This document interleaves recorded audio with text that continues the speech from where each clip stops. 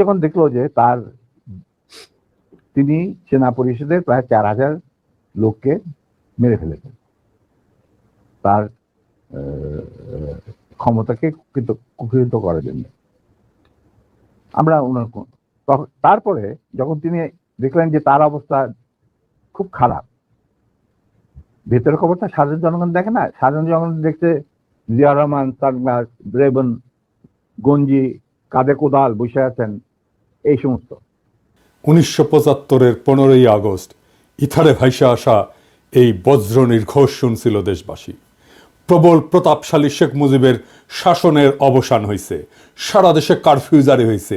কিন্তু কি অবাক ব্যাপার, কারফিউ ভেঙে দলে দলে উৎফুল্ল জনতা নেমে আসছে রাস্তায়, চারিদিকে মুক্তির আনন্দ। আসসালামু আলাইকুম প্রিয় দর্শক শ্রোতা।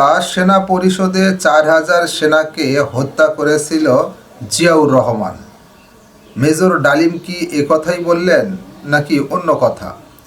কারণ বঙ্গবন্ধু শেখ মুজিবুর রহমানকে হত্যার কারণ তিনি একজন স্বৈরাচার ছিলেন।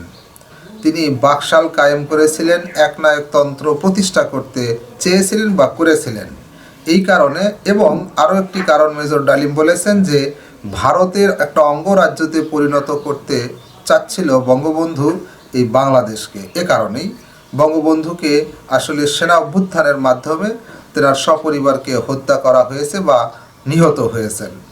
কিন্তু জিয়াউর রহমানকে কি কারণে হত্যা করা হলো, এর পেছনে আসলে কারণ কি? এর পেছনে কারণ এবার মেজর ডালিমই বললেন। চলুন ভিডিওতে বিস্তারিত দেখে আসি। 1975-এর 15ই আগস্ট ইথারে ভাইসা আসা এই বজ্র নির্ঘোষ শুনছিল দেশবাসী। প্রবল প্রতাপশালী শেখ মুজিবের শাসনের অবসান হয়েছে, সারা দেশে কারফিউ জারি হয়েছে। কিন্তু কি অবাক ব্যাপার, কারফিউ ভেঙে দলে দলে উৎফুল্ল জনতা নেমে আসছে রাস্তায়, চারিদিকে মুক্তির আনন্দ। এক বর্বর স্বৈরাচারের পতন হয়েছে। তারপর সন্ধ্যাবেলা খন্দকার মোস্তাকের পাশে কোমরে রিভলভার গুজে যেই অফিসার শপথ নেওয়াতে যাচ্ছেন, তিনিই ছিলেন মেজর ডালিম।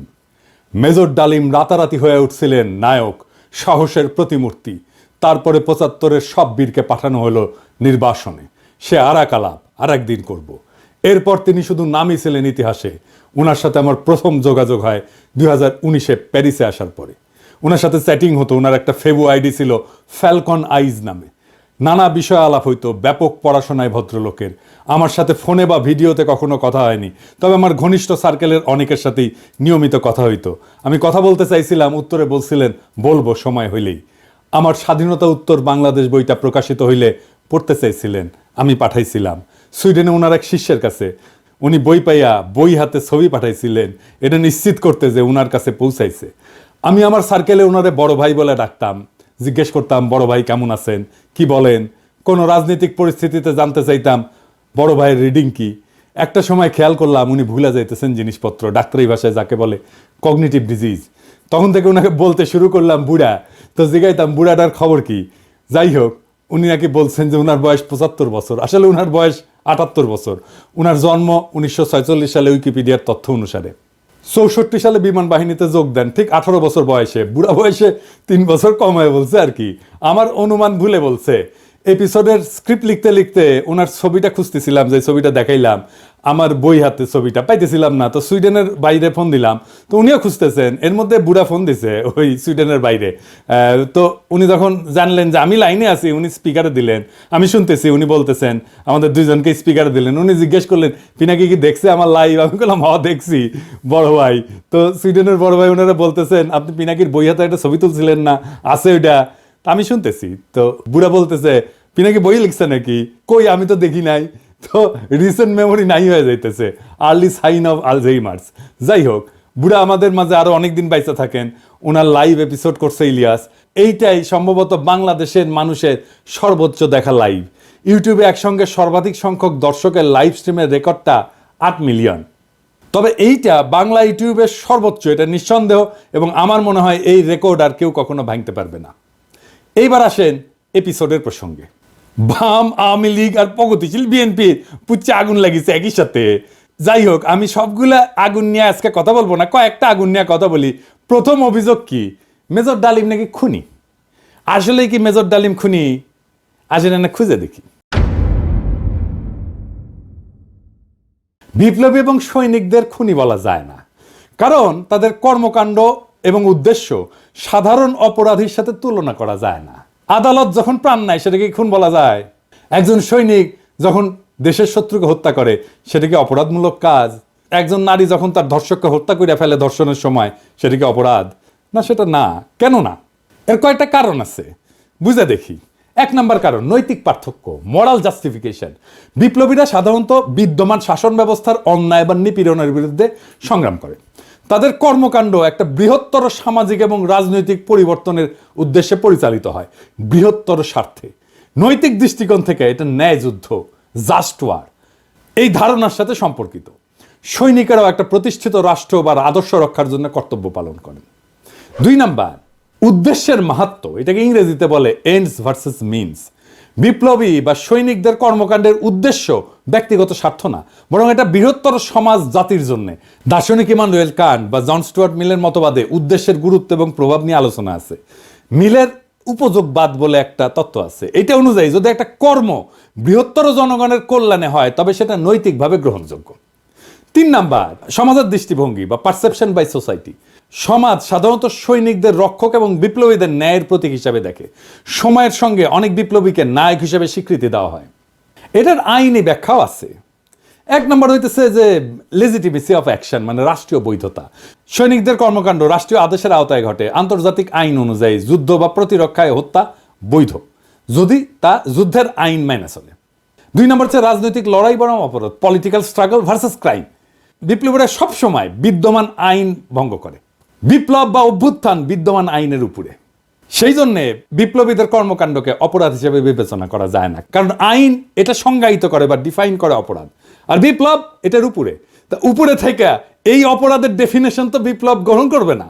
জুলাই বিপ্লবে পুলিশ নিহত হয়েছিল, মারা গেছিল, মারে ফেলা হয়েছিল, এটা অপরাধমূলক কাজ না, এটা বিপ্লবী সহিংসতা। এই জন্যই এই হত্যার বিচার করা যাবে না, কারণ বিপ্লব অভ্যুত্থান আদালত বা আইনের চাইতে বড়। যদি পুলিশ হত্যার বিচার হয় তাহলে ধরে নেবেন বিপ্লব পরাজিত। 15ই আগস্টের বিপ্লব পরাজিত হয়েছিল জন্যই আগস্ট বিপ্লবের নায়কদের বিচার এবং ফাঁসি হয়েছিল। 3 নম্বর হইতেছে যে ইচ্ছাকৃত হত্যা বনাম কর্তব্য, ইন্টেনশনাল কিলিং ভার্সেস ডিউটি। সাধারণ অপরাধী ব্যক্তিগত স্বার্থে হত্যা করে, অন্যদিকে সৈনিকেরা যুদ্ধক্ষেত্রে এবং বিপ্লবীরা সামাজিক রাজনৈতিক কাঠামো এবং বিদ্যমান ব্যবস্থা বদলের উদ্দেশ্যে কাজ করে এবং এর ক্ষেত্রে বিপ্লবী সহিংসতা হয়। এইটা তাদের কাজকে ইচ্ছাকৃত হত্যাকাণ্ড থেকে আলাদা করে। সেই জন্যই তাদের কাজগুলোকে ইচ্ছাকৃত হত্যাকাণ্ড থেকে আলাদা হয়ে যায়। শেখ মুজিবকে কেউ খুন করেনি, সে অভ্যুত্থানে নিহত। তার পরিবারের সদস্যদের কেউ খুন করেনি, তারাও অভ্যুত্থানে নিহত। দ্বিতীয় অভিযোগ হচ্ছে মেজর ডালিম শিশু হত্যা করেছে। আবার ইন্টারেস্টিংলি, কৌতুকপ্রদভাবে এটা আইসিছে বামেদের কাছ থেকে। হ্যাঁ, মেজর ডালিম কি শিশু হত্যা করেছে? মেজর ডালিম 32 নাম্বার আক্রমণ করে নাই, তারে দায়িত্ব দিতে চাইছিল, সে নেয় নাই। কারণ মুজিব পরিবারের সাথে তার একটা ব্যক্তিগত পারিবারিক সম্পর্ক ছিল। সে গেছিল মুজিবের ভগ্নিপতি আব্দুর রব শেরনিয়াবাতের বাসায়। সেখানে তার 14 বছরের বয়সী মেয়ে বেবি, 12 বছরের বয়সী ছেলে আরিফ এবং 4 বছর বয়সের নাতি সুকান্ত আব্দুল্লাহ, যেটা আবুল হাসনাত আব্দুল্লাহর ছেলে, ও মারা যায়। আবুল হাসনাত আব্দুল্লাহ হারামজাদাটা পানির ট্যাঙ্কে লুকেছিল, বেঁচে যায়। কিন্তু কথা হইতেছে বাড়ির নারী আর শিশুদের বন্দুকের মুখে ফেলায় পানির ট্যাঙ্কে লুকেছিল কেন হারামজাদাটা? ওইটা জয় বাংলা হইলে তো আরো সুবিধা হইল নি। যাই হোক, এবার আসেন দেখি মহান বিপ্লবের সময় শিশুদেরকে হত্যা করা হয়েছিল যতগুলো বিপ্লব হয়েছে ইতিহাসে, যেগুলোর নাম জানি আমরা, যেগুলো নিয়ে কাইত হয়ে পড়ে যায় বিপ্লবীরা। আসেন সেটা দেখি। ফরাসি বিপ্লবের সময় লুই শার্লস, যাকে লুই সপ্তদশ বলা হয়, মানে রাজা ষোড়শ লুই এবং মেরি আতরনাথের ছোট ছেলে, বন্দি অবস্থায় খাইতে না দিয়ে কারাগারে রেখা মৃত্যুর দিকে ঠেলে দেওয়া হয়। যখন তার মৃতদেহ বের করা হচ্ছিল তার শরীরে কোনো মাংস ছিল না, কঙ্কালের উপরে চামড়া। বিপ্লবীরা হত্যা করবে না, কারণ তাদের পবিত্রতা নষ্ট হবে, কিন্তু খাইতে না দিয়া দিনের পর দিন কষ্ট দিয়া মেরে ফেলা যাবে। তো ফরাসি বিপ্লব নিয়ে আধিখ্যাত তো করে সবাই, আবার রুশ বিপ্লব নিয়ে তো বামেরা কাইত হয়ে পড়ে যায় না? যে বামেরা কবে তাদেরকে কইবেন এটা, যে রাশিয়ার জার দ্বিতীয় নিকোলাস এবং তার পরিবারের সদস্যদের বন্দি করে কমিউনিস্টরা। জার কিন্তু তখন ক্ষমতায় না, জারের ক্ষমতা অনেক আগেই চলে গেছে। কমিউনিস্টরা কিন্তু জারের কাছ থেকে ক্ষমতা নেয়নি। কমিউনিস্টরা কেরেনস্কি সরকারকে উৎখাত করে ক্ষমতা নিয়েছে, মানে লেনিন। ক্ষমতা নেওয়ার পরে 18 সালে 17 জুলাই একসাথে হত্যা করে এই জারের পরিবারকে, তার স্ত্রী আলেকজান্দ্রা এবং তাদের 5 সন্তান, অলগা, তাতিয়ানা, মারিয়া, আনাস্তাসিয়া এবং অ্যালেক্সি। লেনিন মনে করছিল জারের পরিবার যদি বাইসে থাকে তাহলে তারা রাজতন্ত্র পুনরুদ্ধারের জন্য কাজ করতে পারে, এই জন্য পুরা পরিবারকে হত্যা করার সিদ্ধান্ত নেওয়া হয়। পরিবারের সকল সদস্যদেরকে কমিউনিস্ট বিপ্লবীরা গুলি করে হত্যা করে, পরে তাদের মৃতদেহ অ্যাসিড দিয়ে বিকৃত করে মাটিতে পুঁতে ফেলা হয়। এর মধ্যে অ্যানাস্তেসিয়া নিকোলায়েভনার এর বয়স ছিল 17 বছর, আর অ্যালেক্সি নিকোলায়েভিচের বয়স ছিল মাত্র 13 বছর। দুই ক্ষেত্রেই প্ল্যান করে মারা হয়েছে অনেক পরে। 15 আগস্টে শিশুরা মারা গেছে কোল্যাটারাল ড্যামেজে, প্ল্যান করা হয়নি যে শিশুদের মারা হবে। এখন আমরা যদি বলি মেজর ডালিমেরা তো শিখেছে ফরাসি আর রুশ বিপ্লব থেকে, উত্তর আছে আগে বামেরা লেনিনের বিচার করুক, ফ্রেঞ্চ রেভলিউশনের বিপ্লবীদের বিচার করুক, জবাব আনুক, আমরা তারপরে জবাব দেব। এখন অনেকের মনে প্রশ্ন এসছে যে মেজর ডালিম কি তাহলে দেশে ফিরবেন বা ফিরতে পারবেন? আমাকে সুইডেনের ভাই, বড় ভাই, যিনি মেজর ডালিমের শিষ্য, উনি বলছেন ওনারে তো দেশে আনা দরকার, উনি অবশ্যই দেশে আসবেন। আমরা নতুন সংবিধান লিখলে 15 আগস্টকে বিপ্লবী অভ্যুত্থানের মর্যাদা দেব, আগের রায় বিচার সবকিছু ইনভ্যালিড হয়ে যাবে। তিনি তখনই বীরের বেশে দেশে ফিরবেন। 24-এর বিপ্লব যারা নির্মাণ করছে তাদের অনেকেরই আইডল ছিলেন মেজর ডালিম, অন্তত আমার তো ছিলেনই। উনার নাম আমরা আকাশে লিখে রাখবো ঈসা খান তিতুমির, হাজী শরীয়তুল্লাহর সাথে। বাংলাদেশে যতবার জালেম আসবে ততবার মেজর ডালিমেরা জন্মাবে। কখনো তাদের নাম হবে আবু সাইদ, কখনো তাদের নাম হবে মীর মুগ্ধ, কখনো তাদের নাম হবে ওয়াসিম, আনাস। আমরা এক একটা তারার নাম দেব এই বীরদের নামে। 24-এর বিপ্লব একটা প্রকৃত বিপ্লব হয়ে উঠবে যদি আমরা নতুন সংবিধান লিখে মেজর ডালিমকে দেশে ফিরে আনতে পারি। সেই দিন হবে বিপ্লবের প্রকৃত বিজয়। ইনকিলাব জিন্দাবাদ। যখন দেখলো যে তিনি সেনা পরিষদের প্রায় 4000 লোককে মেরে ফেলেছেন, তার ক্ষমতাকে কিন্তু কুক্ষিগত করার জন্য, আমরা তারপরে যখন তিনি দেখলেন যে তার অবস্থা খুব খারাপ, ভেতরের খবরটা সাধারণ জনগণ দেখে না, সাধারণ জনগণ দেখছে জিয়া রহমান, সানগ্লাস, রেবন, গঞ্জি, কাঁধে কোদাল বসে আছেন, এই সমস্ত। কিন্তু ভেতরে যে কি হচ্ছিল আসল ক্ষমতা কেন্দ্রে, সেই সম্পর্কে সাধারণ জনগণ জানারও কোনো স্কোপ ছিল না, তারা জানতেন না। সেখানে তার অবস্থা ছিল নড়বড়ে, কারণ ওখানে তিনি ডিভাইড এন্ড রুল নীতি প্রয়োগ করেছিলেন, যেটা খুবই মারাত্মক একটা হুমকি ছিল তার জন্য। তিনি হয়তো বুঝতে পারেন নাই। তিনি যখন রাষ্ট্রীয় সফরে আসেন, আমার বাবাকে deputy head of the delegation করে নিয়ে আসলেন এবং আমাকে বললেন যে let us forget and forgive, তোমরা আমাদের পাশে দাঁড়া। আমরা বললাম স্যার এটা আপনার পক্ষে, আপনার বললেন আমি কি ছাত্র, কিন্তু আমার মনে হয় আমাদের পক্ষে সেটা সম্ভব। কারণ এর জন্য সম্ভব না, আপনি আমাদের সহকর্মীদের রক্তে যে রক্তক্ষরণ ঘটিয়েছেন, সেই রক্ত মারিয়ে আপনার পাশে যদি গিয়ে দাঁড়াই, প্রথম গুলিটা আমাকেই খেতে হবে, মুনাফেক হিসাবে। তার আমি আপনাকে বাধা করছি, বা আমরাই বা আপনাকে বাধা করছি, সে রাস্তা তো আপনি বন্ধ করে দিয়েছেন। স্যার এটা কত সালে স্যার? এটা যে জিয়া রহমান কোন সালে গিয়েছিল মনে হয় 81, 76 না 77, সামথিং লাইক দ্যাট। ওই যে ওনার একটাই রাষ্ট্রীয় সফর ছিল চীনে, এটা তুমি দেখে নিতে পারো, আমার বইতে লেখা আছে সব। আচ্ছা 77 বলতে। এবং তার সাথে যে আমার কি ডায়লগ হয়েছে 1 to 1, যেটা আমাদের আর কেউ উপস্থিত ছিল না। পাশের ঘরে অবশ্য বেগম সাহেবা ছিলেন। আচ্ছা স্যার, আরেকটা জিনিস পরিষ্কার হয়েছে স্যার, আপনি কি একটা বলছিলেন যে কোরআন শপথ করা হয়েছিল, মানে কি হয়েছে? আমি বলি শোনো, এই যে সেনা পরিষদ, আমরা যখন ভারতে যুদ্ধ করছিলাম, যখন আমরা বুঝতে পারলাম ভারতের গেম প্ল্যানটা, তাদের একটা সুদূর প্রসারী চক্রান্তমূলক একটা পরিকল্পনা রয়েছে বাংলাদেশকে প্রথমে ক্লায়েন্ট স্টেট, তারপরে অঙ্গভূত করা, সিকিমের মতো।